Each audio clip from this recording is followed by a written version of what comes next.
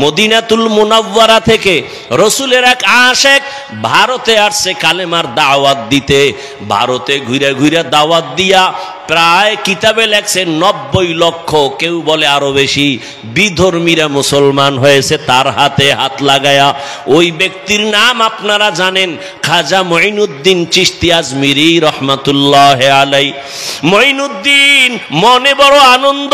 একদিন মা কয়, এই মঈনুদ্দিন এত কেন তুই খুশি? মঈনুদ্দিন চিশতি কয়, মা ভারতের জমিনে লক্ষ লক্ষ বিধর্মী আমার হাতে কালেমা পড়েছে। মা কয়, এই বাহাদুরি তোমার না, আমি মায়ের বাহাদুরি। মঈনুদ্দিন চমকে উঠলেন, মা তোমার বাহাদুরি? বলে হ্যাঁ। কেমন? মা সাথে সাথে চোখের পানি ছেড়ে কয়, রে বাবা, আল্লাহর জাতের কসম, তুই আমার গর্বে যেদিন আসছো আমি মা ওই দিন থেকে রাতে ঘুমাইতাম না। আমি জায়নামাজ বিছায়া সিজদায় পড়ে কাঁদতাম আর আল্লাহর কাছে বলতাম, হে মালিক, আমার গর্বের সন্তানটা তুমি তোমার ওলি বানাইয়া পাঠাইও।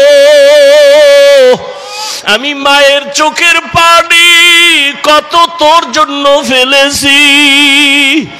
ও সন্তানেরা, ওই মা বাবার দোয়া ছাড়া জীবন সফল হবে না। ওই মা বাবার দোয়া নাও, শিক্ষকের দোয়া নাও, আলেমের দোয়া পরামর্শ নাও, বেয়াদবি যেন না হয়। মঈনুদ্দিনের মা কান্না করে, বাবা আমি আল্লাহর কাছে প্রতি রাত কান্না করে করে দোয়া করিয়াই শেষ করি নাই। ও পর্দার আড়ালের মা, ভালো করে শুনেন। মা মঈনুদ্দিনের মা বলে, রে সন্তান, তুই দুনিয়াতে যখন আসছো আমি তোরে দুধ পান করাইয়া করাইয়া বড় বানাইছি। আল্লাহর জাতের কসম, আমি তোরে যতদিন বুকের দুধ পান করাইছি এক ফোঁটা দুধও বিনা অজুতে তোর মুখে দেই নাই। এরে আম্মা জানেরা, সন্তানকে এক ফোঁটা দুধও মা বিনা অজুতে দেয় না। এই সন্তান জগৎ বিখ্যাত ওলি হবে না তো কে হবে? এরে আম্মা জান, এই জন্যই তো বললাম এ দুনিয়ায় যত সন্তান ভালো হয়েছে মায়ের অবদানের কারণে। এসপি সাহেবের ব্যবহার ভালো, ওসি সাহেবের ব্যবহার ভালো, একমাত্র কারণ খবর নিয়ে দেখবেন তার মা ভালো। মায়ের কারণে সন্তান ভালো হয়। অতএব মায়ের দোয়া নিয়ে চলো। মাকেও বলবো, সন্তানের এখনো সময় আছে, আদর্শওয়ালা বানান। আল্লাহর কাছে তওবা করেন। ও আমার কলিজার যুবক বাবারা, এখনো বলি তওবা করে নাও। আল্লাহকে মনে মনে বলো, হে মালিক, জীবনে তো গুনাহ কম করি নাই, জীবনে শয়তানের ধোকায় পড়ে কত দাড়ি কাটলাম, নামাজ ছাড়লাম, বেপরদায় চললাম। অনুরোধ করে বলবো তওবা করো। আল্লাহকে বলো, আল্লাহ আমার মতো যুবক জেনারেল লাইনে থাকে, চাকরি করে রে, আবার police, BDR, doctor, professor, engineer, 5 ওয়াক্ত নামাজি আছে না নাই? তুমি কেন পারবা না? এখন থেকে তওবা করো। মনেরে বুঝাও, রে মন, আমার মতো যুবক যদি রাস্তায় গাড়ি চালায়, নামাজ পড়ে, আমি কেন পারি না? আমার মতো জেনারেল লাইনের যুবক যদি কলেজে পড়ে, নামাজ পড়ে, আমি কেন পারবো না? আমার মতো যুবক চাকরি করে, ব্যবসা করে, নামাজ পড়ে, আমি কেন পারবো না? এখন থেকে তওবা করে নাও। তওবার নিয়ত যদি থাকে, রে বাবা, নবীর আদর্শের বাইরে চলবা না, মা বাবার সাথে বেয়াদবি করবা না, শিক্ষকের দোয়া নিয়া, উলামায়ে কেরামের দোয়া নিয়া চলবা। যদি উল্টা পাল্টা বেয়াদবি হইয়াও থাকে, গোপনে গিয়া ক্ষমা চাইয়া নিও। তওবার যদি নিয়ত হয়, খাঁটি তওবার নিয়ত যাদের আছে, দুটো হাত আমার আল্লাহকে দেখায়া দাও। আয় আল্লাহ, আমরা তওবার নিয়তে হাত তুলেছি, আর নামাজ ছাড়বো না, আর দাড়ি কাটবো না, আর বেপরদায় চলবো না, মা বাবাকে কষ্ট দিব না, শিক্ষকের দোয়া নিয়া, উলামায়ে কেরামের পরামর্শ নিয়া, নবীজির আদর্শ মতো জীবন চালাবো। ও আল্লাহ, আমাদের তওবা কবুল করে নেন। তওবার উপরে মজবুত হইয়া চলার মতো তৌফিক দান করেন, আমিন। আল্লাহ সবাইকে কবুল করেন। আরো মহাব্বতে বলেন আল্লাহ পাক রব্বুল আলামিনের নবী বলছেন পৃথিবীর সব মানুষ ভুলের মধ্যে আছে, তবে ওই ব্যক্তি দামি যে নিজের ভুল স্বীকার করে। তওবার উপরে আর আছে কিছু?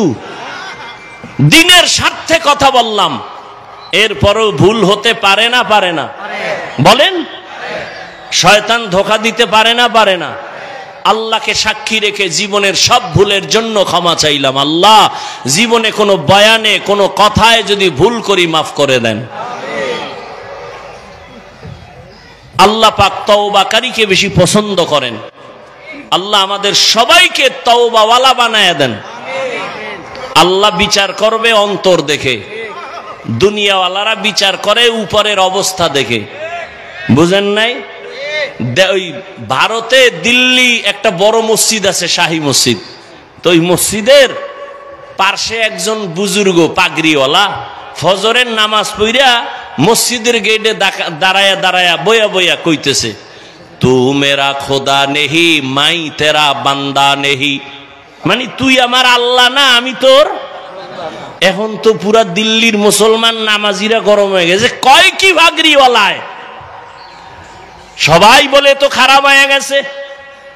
এখন একজন, সবাই তো আর খারাপ না, একজন ভালো মানুষ আইছে, একজন বড় আলেম। এই এদিকাও, তুমি যে বারবার কও তু মেরা খোদা নেহি মাই তেরা বান্দা নেহি, তুমি আমার আল্লাহ না, আমি তোমার বান্দা না, কি কও?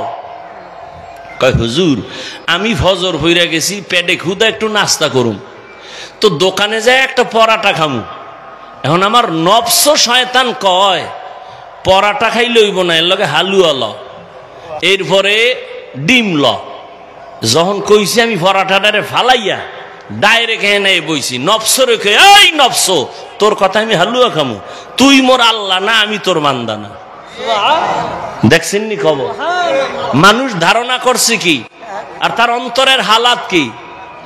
এই জন্য নিজে শুধু শুধু সমালোচনা করে, কেন গুনাহ বোঝা মাথায় নিবেন?